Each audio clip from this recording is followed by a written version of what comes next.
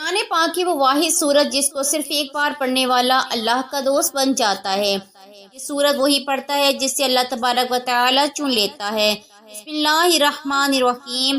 السلام علیکم محترم ناظرین، آج کی اس ویڈیو میں قرآن کریم کی جو سورہ مبارکہ میں آپ کے ساتھ شیئر کرنے جا رہی ہوں، یہ اتنی مبارک سورت ہے کہ اتنی بابرکت سورت ہے، جو بے شک سورت کو صرف ایک بار پڑھ لیتا ہے وہ اللہ تبارک و تعالی کا دوست بن جاتا ہے۔ جو شخص اللہ کریم کا دوست بن جاتا ہے، اللہ تبارک و تعالی اس کی ہر بات، ہر خواہش کو پورا فرما دیتا ہے۔ جان لیجئے کہ نبی کریم صلی اللہ علیہ وآلہ وسلم نے ارشاد فرمایا، اس سورت کی تلاوت کیا کرو کیونکہ اس کی تلاوت کرنے والے کو اللہ دوست رکھتا ہے۔ جو شخص ہمیشہ اس کی تلاوت کرتا ہے، اللہ تبارک و تعالی قیامت کے دن اس کا نامہ اعمال اس کے دائیں ہاتھ میں دے گا اور وہ بغیر حساب کتاب کے جنت میں داخل ہوگا، اور آخرت میں اس کو اتنا اجر ملے گا کہ وہ شخص راضی ہو جائے گا۔ اللہ والو، حضرت ابو ہریرہ رضی اللہ تعالی عنہ بیان کرتے ہیں کہ رب کریم صلی اللہ علیہ وآلہ وسلم نے ارشاد فرمایا، آسمانوں اور زمینوں کو پیدا کرنے سے 1000 سال پہلے اللہ تعالیٰ نے ان صورتوں کی تلاوت کی، اور جب فرشتوں نے تلاوت سنی وہ کہنے لگے، جو اس حوالے سے اس امت کے لیے جس پر یہ قرآن پاک اتارا جائے گا، اور خوشحالی ہے ان دلوں کے لیے جو اس کو اٹھائیں گے یعنی یاد کریں گے، اور خوشحالی ہے ان زبانوں کے لیے جو اس کی تلاوت کریں گے۔ سبحان اللہ۔ ایک حدیث مبارکہ میں ہے کہ جو شخص سورہ مبارکہ کو صرف اللہ تبارک و تعالی کی رضا کے لیے پڑھے گا تو اس کے پہلے سارے گناہ معاف ہو جائیں گے۔ بس اس سورت کو اپنے مدوں پر پڑھا کرو۔ ذکر الہی اللہ کی رضاؤں خوشنودی کا باعث ہوتا ہے، دل کے تمام غم و فکر، قلبی پریشانیوں کو دفع کرتا ہے، دل میں فرحت و سرور اور انسانیت اور عیش و خوشی پیدا کرتا ہے، اور بدن کو طاقت بخشتا ہے، دل کو روشن کرتا ہے، چہرے کو نورانی کرتا ہے۔ ذکر الہی کشائش رزق کا موجب ہے، ذکر الہی حیات قلبی کا موجب ہے۔ جو انسان ذکر الہی کرتا ہے اس کے دل میں نئی زندگی پیدا ہوتی ہے۔ ابن قیم نے شیخ الاسلام ابن تیمیہ رحمۃ اللہ علیہ سے سنا فرماتے تھے، دل کے لیے ذکر ایسا ہے جیسے مچھلی کے لیے پانی، تو بتائیے پانی سے جدا ہونے پر مچھلی پر کیا گزرتی ہے۔ ذکر دل اور روح دونوں کی غذا ہے۔ انسان کو جب ذکر الہی کی خوراک نہ ملے وہ اس جسم کی طرح بیکار اور نکارہ ہو جاتا ہے جس کی خوراک بند کر لی جائے تو وہ کسی کام کا نہیں۔ ایسا حضور نبی کریم صلی اللہ علیہ وآلہ وسلم نے فرمایا، جو بندہ ایک مرتبہ سبحان اللہ و بحمدہ سبحان اللہ العظیم پڑھتا ہے، حج کے برابر ثواب عطا کیا جاتا ہے، اس کے تمام گناہوں کو معاف کر دیا جاتا ہے، چاہے سمندر کی جھاگ کے برابر کیوں نہ ہو۔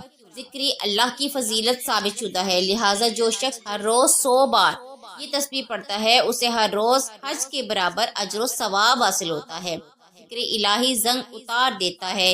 عائشہ رضی اللہ تعالی عنہا سے روایت ہے کہ آپ رضی اللہ تعالی عنہا فرماتی ہیں، میں نے نبی کریم صلی اللہ علیہ وآلہ وسلم کو پورا ہنستا نہ دیکھا، حتیٰ کہ میں آپ کے انتہائی تعلق کو دیکھ لیتی آپ مسکرایا کرتے تھے۔ حضور صلی اللہ علیہ وآلہ وسلم ہنستے کبھی نہ تھے، مسکراتے بہت تھے۔ جبیر رضی اللہ تعالیٰ عنہ بیان فرماتے ہیں کہ جب سے مسلمان ہوا مجھ سے نبی کریم صلی اللہ علیہ وآلہ وسلم نے پردہ نہ کیا اور مجھے نہ دیکھا مگر تبسم فرمایا، یعنی جس موقع پر اجازت لے کر حاضر ہونا تھا مجھے بغیر اجازت حاصل کیے حاضری کی اجازت تھی، اور آپ مجھے دیکھا کرتے تو تبسم فرماتے۔ آپ صلی اللہ علیہ وسلم کا یہ دیکھنا اظہار خوشی یا اظہار کرم کے لیے ہوتا تھا۔ حضرت ابو ذر رضی اللہ تعالیٰ عنہ سے روایت ہے کہ آپ رضی اللہ تعالیٰ عنہ فرماتے ہیں، رسول اللہ صلی اللہ علیہ وآلہ وسلم نے ارشاد فرمایا، میں اس شخص کو بخوبی جانتا ہوں جو سب سے پہلے جنت میں داخل ہوگا، اور اس شخص کو بھی جو سب سے آخر میں جہنم سے نکالا جائے گا۔ قیامت کے دن ایک شخص کو درباری کی لاشی میں پیش کیا جائے گا، اس کے چھوٹے چھوٹے گناہ اس کے سامنے رکھ دو اور اس کے بڑے گناہ بھی، اور پھر کہا جائے گا فلاں دن تو نے یہ کیا تھا، فلاں دن تو نے یہ کیا تھا۔ وہ اقرار کرے گا اور انکار نہ کر سکے گا اور اپنے بڑے بڑے گناہوں پر خوف زدہ ہوگا۔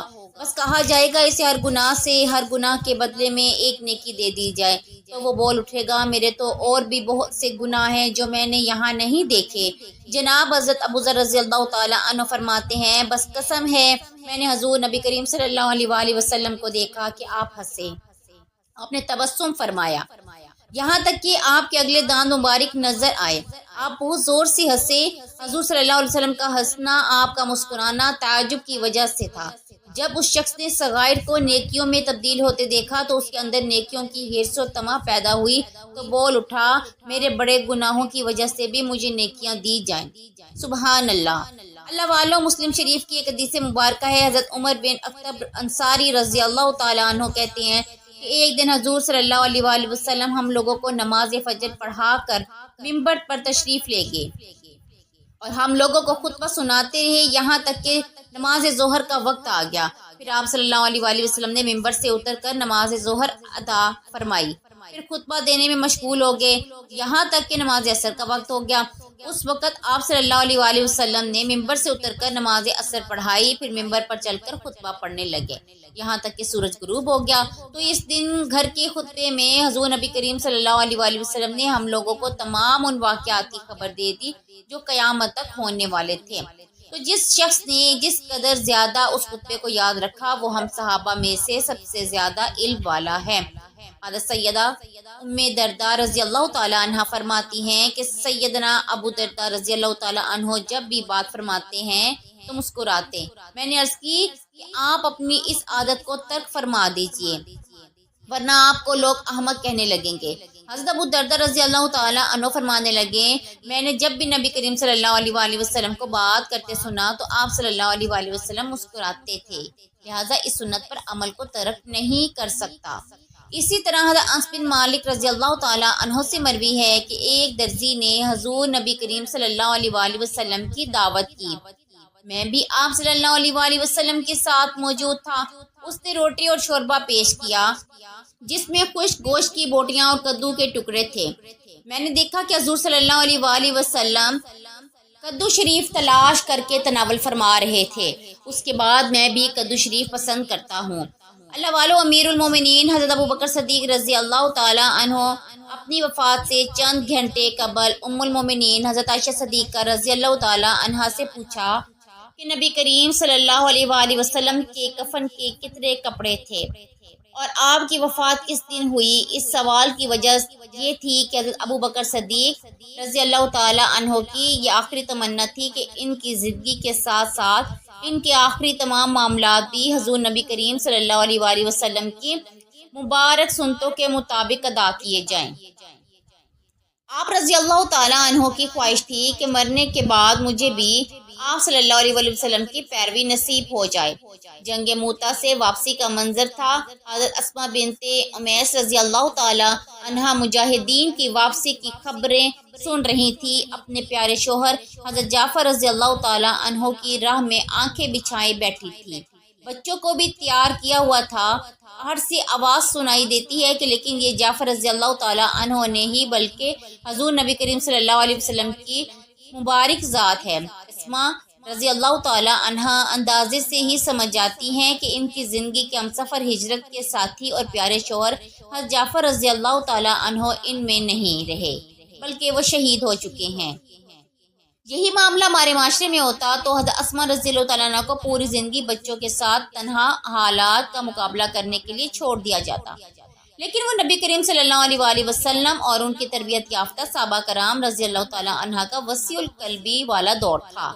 ایک مسلمان بیوہ کو کیسے حالات و جذبات کے تھپیڑے کھانے کے لیے اکیلا چھوڑ دیا جاتا۔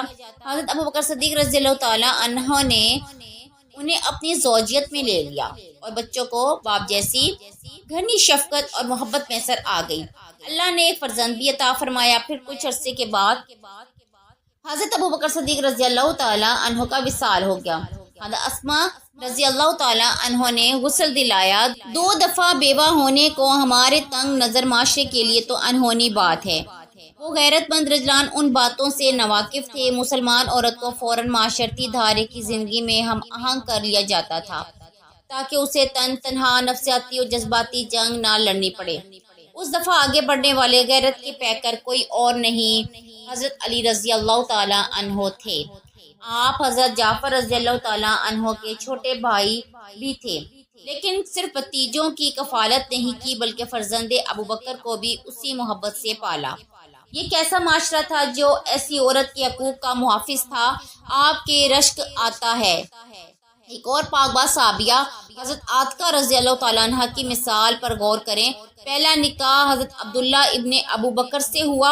آپ رضی اللہ تعالیٰ عنہ بہت خوبصورت تھی اور اس جوڑے کی عرب میں بہت مثال بیان کی گئی۔ حضرت عبداللہ ابن ابو بکر رضی اللہ تعالیٰ عنہ نے ایک دن محبت میں ان سے عہد لیا کہ اگر میں تمہاری زندگی میں وفات پا گیا تو تم دوسرا نکاح نہیں کرو گی۔ حضرت عبداللہ ابن ابو بکر رضی اللہ تعالیٰ عنہ کچھ عرصے کے بعد شہید ہو گئے، لیکن اس معاشرے میں بیوہ خاتون کو تنہا چھوڑنے کی مثال محیع العقل تھی، اس کے وہ بڑوں کے سمجھانے پر نکاح ثانی کے لیے راضی ہو گئی۔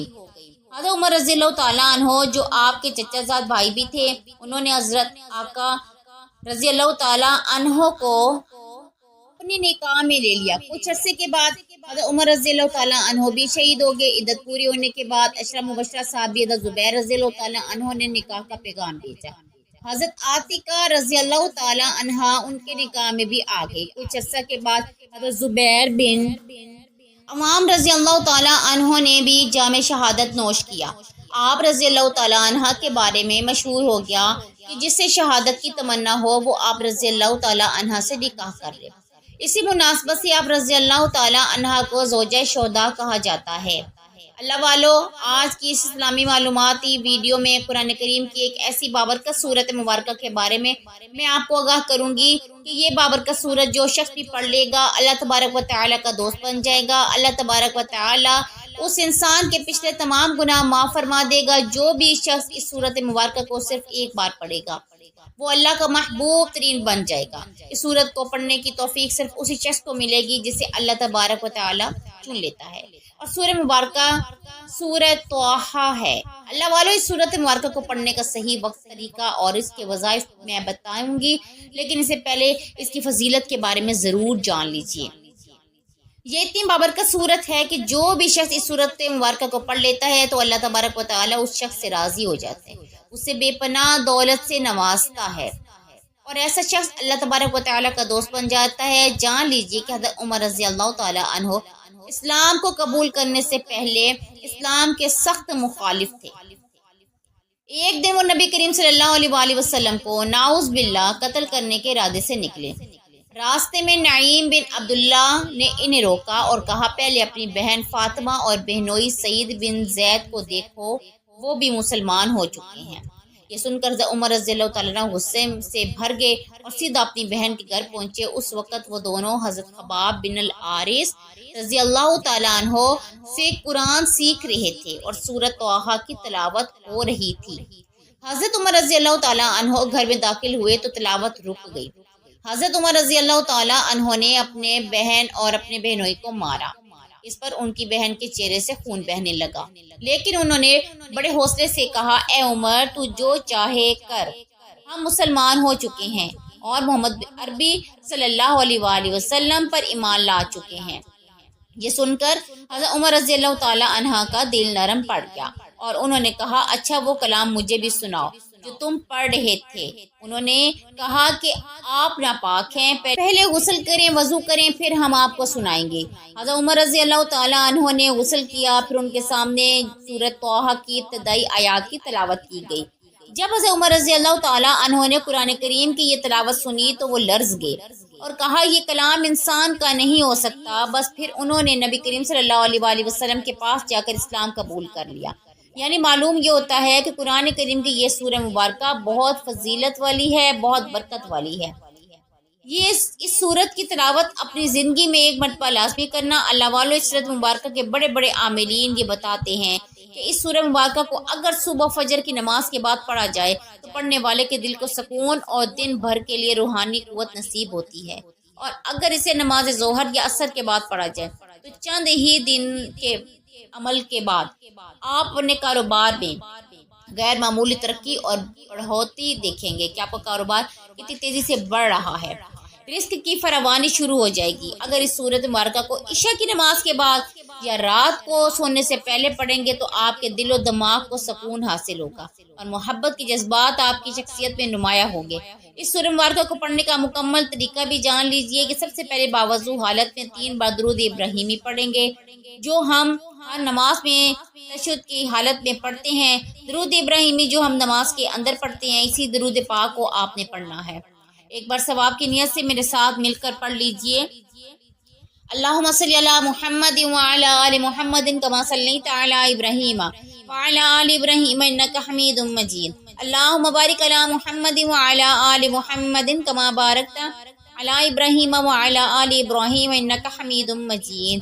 اس کے بعد ایک بار سورۃ طٰہٰ کی تلاوت کریں گے۔ یاد رکھیں یہ تلاوت سے پہلے اعوذ باللہ من الشیطان الرجیم بسم اللہ الرحمن الرحیم ضرور پڑھیں گے۔ تلاوت کرنے کے بعد 21 مرتبہ قرآن کریم کی یہ آیت پڑھیں گے، وَأَلْقَيْتُ إِلَيْكَ مُحَبَّةً مِّنِّي وَأَلْقَيْتُ إِلَيْكَ مُحَبَّةً مِّنِّي وَأَلْقَيْتُ إِلَيْكَ مُحَبَّةً مِّنِّي۔ ترجمہ اس طرح اور میں نے اپنی طرف سے تجھ پر محبت ڈال دی۔ اللہ والو 21 مرتبہ اس آیت کو پڑھنے کے بعد 3 بار درود ابراہیمی پڑھ کر اللہ کے سامنے دعا کے لیے ہاتھ بلند کر لیں۔ اللہ تبارک و تعالیٰ کی رضا حاصل ہونے کے ساتھ ساتھ اللہ تبارک و تعالیٰ کی بے شمار رحمتیں اور نعمتیں بھی حاصل ہو جائیں گی۔ آپ اللہ تبارک و تعالیٰ کے پسندیدہ بندوں میں شمار ہو جائیں گے۔ اور سوچئے کہ جو شخص اللہ کریم کا پسندیدہ بن جائے تو پھر اللہ کریم سے جو بھی دعا کرے گا، جس بھی چیز کی تمنا کرے گا، خواہش کرے گا، رب کریم اس شخص کو وہ چیز لازمی عطا فرمائیں گے۔ اسی لیے قرآن کریم کی اس سورہ مبارکہ کو ہر روز 1 مرتبہ لازمی پڑھ لیا کریں اور اللہ کے برگزیدہ بندوں میں شامل ہو جائیں۔ کوشش کیجئے گا کہ آپ کسی بھی فرض نماز کے بعد ہی اس سورہ مبارکہ کی تلاوت کیجئے گا اور ساتھ یہ بتایا گیا عمل کیجئے گا۔ انشاءاللہ اس سورہ مبارکہ کی تلاوت کرنے کے بعد آپ کی قسمت بدل جائے گی۔ اللہ تبارک و تعالیٰ آپ کی تمام مشکلات اور پریشانیوں کو دور فرما دیں گے اور آپ کی زندگی میں اللہ تبارک و تعالیٰ کی رحمتیں ہی رحمتیں ہوں گی۔ انشاءاللہ دعا ہے اللہ تعالیٰ نیکی کی بات کو سننے، سمجھنے اور اس پر عمل کرنے کی طاقت اور توفیق عطا فرمائے۔ میرا سنانا اور آپ کا سننا اپنی پاک اور بلند بارگاہ میں قبول و منظور فرمائے۔ اللہ تعالیٰ آپ سب کو خوش اور آباد رکھے، ہمیشہ ہنستے اور مسکراتے رہیں۔ ملتی ہیں انشاءاللہ ایک اور وظیفے کے ساتھ، تب تک کے لیے اپنا بہت سارا خیال رکھیے گا اور اپنے اس چینل کا بھی۔ اللہ نگہبان۔ ویڈیو پسند آئی ہو لائک اور شیئر ضرور کیجیے گا، کومنٹ میں اللہ کریم کا ایک نام ضرور رائٹ کیجیے گا۔ اللہ تعالیٰ ہم سب کا حامی و ناصر ہو۔ اللہ حافظ۔